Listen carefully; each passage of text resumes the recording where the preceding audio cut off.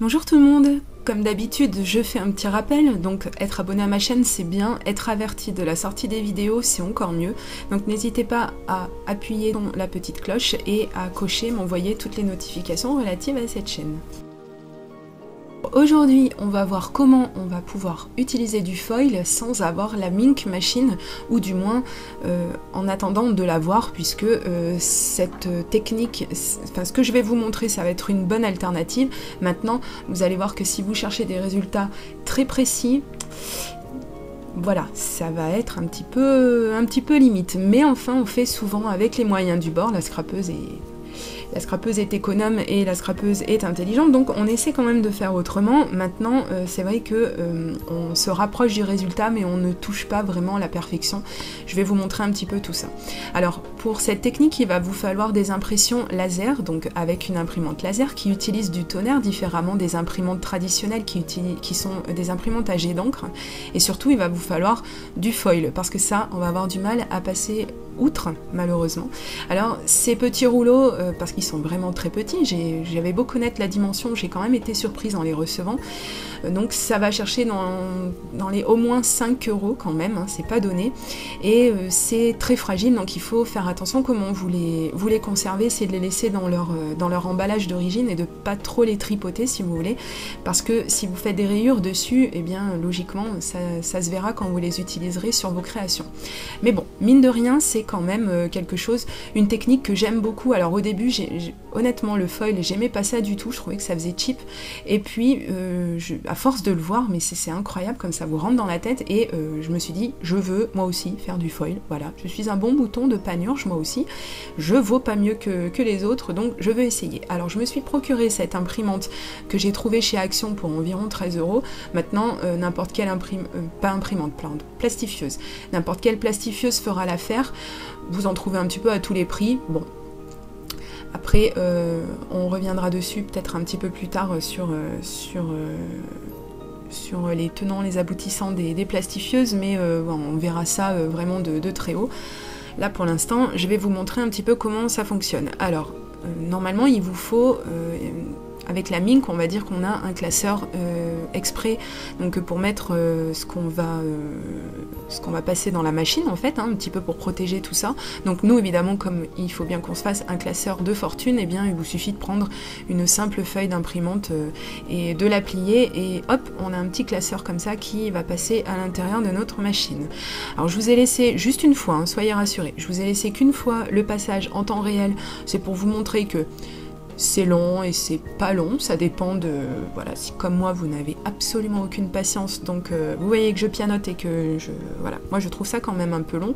Alors ce que j'ai pris l'habitude de faire, même si c'est quand même très rapide, ce que je fais c'est que je prends de l'avance et je commence à découper mes petits bouts de foil adaptés à ce que je veux passer dans la plastifieuse. Comme ça, en attendant que ma feuille passe, et bien au moins je suis occupée et je suis pas là donc à poireauter comme je sais pas quoi. Voilà, donc on arrive enfin au bout et vous allez voir le résultat. Donc là, c'est une première technique qui, ma foi, marche plutôt pas mal. Bon, après, le résultat n'est pas parfait. Je préfère insister là-dessus, puisque c'est la vérité de toute façon. C'est une bonne alternative qui coûte vraiment beaucoup moins cher que la machine traditionnelle. Maintenant, voilà, il faut bien garder à l'esprit que ça reste une alternative et qu'on aura certainement de meilleurs résultats si on a la vraie machine. Mais moi, je suis quand même assez contente de ce que je réussis à avoir, et je me dis que si j'ai pas des résultats très précis, ça vient aussi du fait que l'imprimante que j'avais utilisée, voilà, je pense qu'elle devait avoir un souci au niveau du tonnerre, et que c'est aussi pour ça en fait que le foil n'accroche pas vraiment aussi bien que je le souhaiterais. Maintenant, ça reste quand même assez potable hein, comme résultat, on va pas se plaindre. Et puis quand même, ça permet déjà dans un premier temps de faire des économies, puisqu'on peut faire les choses soi-même.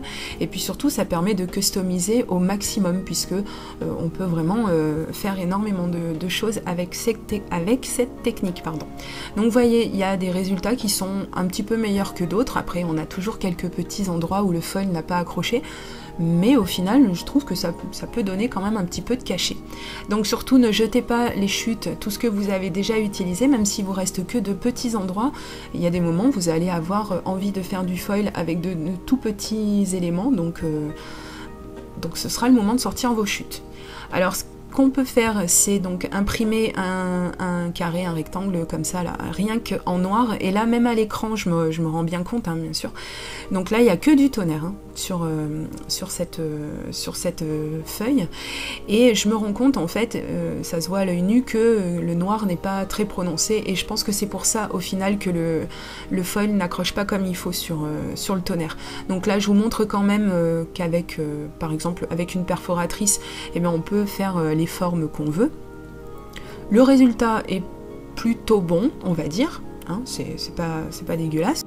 Donc vous avez une autre technique aussi qui consiste à faire de l'embossage à chaud avant de passer votre créa dans la plastifieuse. Alors ça c'est une technique que j'ai vue sur une vidéo américaine et que je me suis empressée d'essayer, et les résultats sont assez bon, on va dire, c'est assez bon, encore une fois c'est loin d'être parfait, mais c'est assez bien, et je trouve même par rapport à mes impressions au tonnerre, je trouve même que le foil a tendance à mieux accrocher, on va dire, hein, sur ce que je mets dans ma plastifieuse. Je vais y arriver. Alors par contre attention, autant le savoir tout de suite, puisque moi j'ai expérimenté quand même pas mal avant de vous faire la vidéo, et puis j'ai découvert encore des choses pendant que je faisais la vidéo, comme quoi on n'arrête jamais d'apprendre.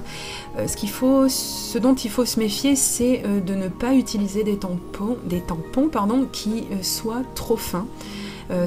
Qui a un motif trop fin, voilà. Parce que plus le texte, parce que je pense beaucoup au tampon texte, mais plus le texte va être fin, moins le résultat sera précis. Vous allez voir, ça va s'illustrer très bien dans la démonstration que je suis en train de faire. Vous voyez, je pense que ça se voit bien en fait, le fait que le tamponnage du coup se soit un peu élargi. Voilà, donc après, si on est au courant en amont et qu'on prévoit le truc et qu'on utilise un tampon qui va s'y prêter, ça posera pas de souci. Moi je trouve que le résultat est vraiment sympa, mais je vous mets le tampon d'origine à côté, donc vous voyez quand même que les traits sont bien plus larges. Mais c'est pas, encore une fois, c'est pas très gênant. Si c'est le résultat qu'on veut, c'est pas plus mal. Donc là, on va continuer l'expérimentation. Comme vous le voyez, j'utilise des encres claires, enfin des encres transparentes, pardon, ou des encres blanches. Il n'y a pas vraiment... Pourquoi des encres? Des poudres, pardon. Oui, et des encres aussi, mais surtout des poudres transparentes et des poudres blanches, parce qu'il n'y a pas franchement d'intérêt d'utiliser une poudre qui soit colorée, à moins que ce soit une poudre que vous vouliez passer comme ça, que vous vouliez plus vous servir pour l'embossage traditionnel. À ce compte-là, vous pouvez très bien l'utiliser également. Donc je vous invite à tester un petit peu toutes vos poudres à embosser, vous verrez, elles ne réagissent pas du tout pareil les unes par rapport aux autres. Alors encore une fois, et bon, ça me fait toujours un peu flic de dire ça, mais il faut bien reconnaître que les poudres de grandes marques et celles qui coûtent un petit peu plus cher, on a vraiment un résultat quand même autre. C'est comme ça, c'est pas moi qui fais les règles, hein, malheureusement, mais bon. Donc il faut tester, effectivement. Et pour celles qui ne connaîtraient pas la technique de l'embossage à chaud, je vais essayer de me rappeler de vous mettre le lien vers la vidéo que j'ai faite à ce propos dans la barre d'infos, donc n'hésitez pas à aller la voir si vous avez des questions, encore une fois, je suis là pour y répondre. Donc voilà un petit peu les résultats. Donc j'ai testé sur plusieurs tampons, j'ai testé avec plusieurs encres, avec une seule encre, toujours avec la Versamark, moi je n'utilise que la Versamark. Et j'ai utilisé tout ça avec différentes poudres à embosser. Donc je vous ai mis les résultats côte à côte. Donc on a la poudre à embosser WOW sur la gauche et la poudre, ça doit être la Aladdin sur la droite. Donc vous voyez qu'on a des résultats qui sont quasi similaires, mais en soi c'est pas vraiment la même chose. Alors là on voit qu'avec la poudre Aladdin ça a complètement bavé, le tampon n'a absolument plus aucune définition et c'est bien dommage. Donc vous voyez, c'est ce que je vous dis, attention, les résultats peuvent virer un petit peu comme ça. Donc ensuite je me suis procuré il y a quelques temps de ça le stylo Mink. Donc c'est un marqueur à tonnerre, donc il va faire exactement la même chose en fait qu'une imprimante laser. Il va venir déposer du tonnerre sur votre papier et ce tonnerre en fondant va venir accrocher le foil et c'est lui en fait qui va lui permettre de rester sur le papier. Alors je vous le montre de près. Je vous avouerai que c'est loin d'être le coup de foudre pour cet outil, et pourtant quand je l'ai acheté j'étais excitée comme une puce. Je me suis dit oui super, je vais pouvoir faire plein de lettrages, je vais pouvoir faire plein de choses avec. Et au final, alors déjà le flux de tonnerre n'est pas uniforme, donc ça peut surprendre un petit peu, donc il faut l'amorcer sur un papier brouillon à côté avant de commencer sa création. Et donc je vous donne un petit exemple là, j'ai tracé vite fait un petit mot. Comme je vous dis, le flux n'est pas uniforme, donc vous comprenez que voilà, c'est vraiment loin d'être le coup de foudre. Et ça peut être sympa à utiliser. Moi je sais que je suis très contente de l'avoir et que bien sûr je vais quand même continuer de l'utiliser. Maintenant c'est vrai que après je sais pas si techniquement c'est possible, mais peut-être qu'il aurait été mieux que ça ait une pointe plus fine. Bon après comme je vous dis, techniquement c'était peut-être pas faisable et c'est pour ça que la pointe est aussi large, mais en tout cas moi de toute façon en règle générale même pour écrire je suis très mal à l'aise avec les stylos qui écrivent large etc. Je préfère les pointes fines. Et là c'est vrai que avec ce marqueur, même si le résultat est plutôt bon, enfin j'aime quand même bien le résultat, voilà, je suis pas très à l'aise, c'est pas très précis, encore une fois, on a un petit peu de résidus, mais ça peut donner un effet quand même assez sympa. Alors pour l'utiliser quand même ce marqueur, je me suis dit je vais pas me laisser faire, je vais quand même arriver à trouver des façons de l'utiliser un petit peu plus simples au final. J'ai trouvé le truc de faire ce que j'appelle des accents de foil, donc c'est de mettre un petit peu des petits accents de foil sur certains embellissements, sur certaines créas, etc. Donc là par exemple ce sont des cartes de Project Life que je trouvais banal, voilà, vraiment, et donc justement pour leur donner un petit côté un petit peu plus wouhou, voilà, enfin vous m'avez comprise, et bien du coup on vient passer le marqueur à tonnerre sur certains éléments et tout de suite bah voilà, on a plus du tout le même rendu, c'est beaucoup moins plat comme résultat, j'aime vraiment beaucoup. Alors par contre bien sûr vous avez vu que j'ai surligné les endroits qui sont assez larges, je me serais sûrement pas amusée à aller faire de tout petits espaces parce que je pense que ça m'aurait attaqué les nerfs. Mais enfin bon, voilà, c'était pour vous montrer également ce marqueur à tonnerre qui peut être, encore une fois, tout à fait quelque chose que vous allez adorer, hein. C'est pas parce que moi j'ai pas le coup de foudre que ça va concerner tout le monde. Maintenant, voilà, il faut tester encore une fois. Moi, c'est les débuts là, d'utilisation, donc je vous montre un petit peu tous mes premiers essais. Voilà, pour voir un peu les rendus, etc. Donc on voit qu'il y a des moments, bah, ça vieillit un petit peu mal, on voit qu'il y a des accros, on voit... voilà, donc c'est vrai qu'après, c'est des résultats qui sont, comme j'arrête pas de le dire, assez imprécis, etc. C'est déjà pas mal par rapport à l'investissement, par rapport au prix de la machine traditionnelle. On a quand même un bon résultat. Maintenant, il ne faut pas s'attendre à avoir vraiment quelque chose de parfait, mais si on regarde pas de trop près, voilà, si on n'est pas trop pénible, comme je peux l'être, eh bien, on a quand même des résultats qui sont quand même, qui nous permettent, on va dire, d'utiliser du foil sans avoir la machine traditionnelle et de se faire la main et puis peut-être un jour de se dire bah tiens j'ai envie, j'aime tellement cette technique que du coup je pense que je ferais bien d'investir dans la vraie machine et avoir vraiment des résultats encore mieux.